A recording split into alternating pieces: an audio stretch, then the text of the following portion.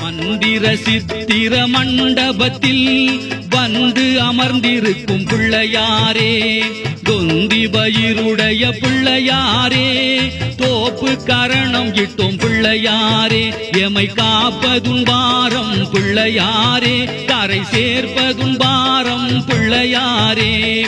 பிள்ளையாரே உனை வெல்லையாரே, பிள்ளையாரே உனக்கில்லை ஈடே.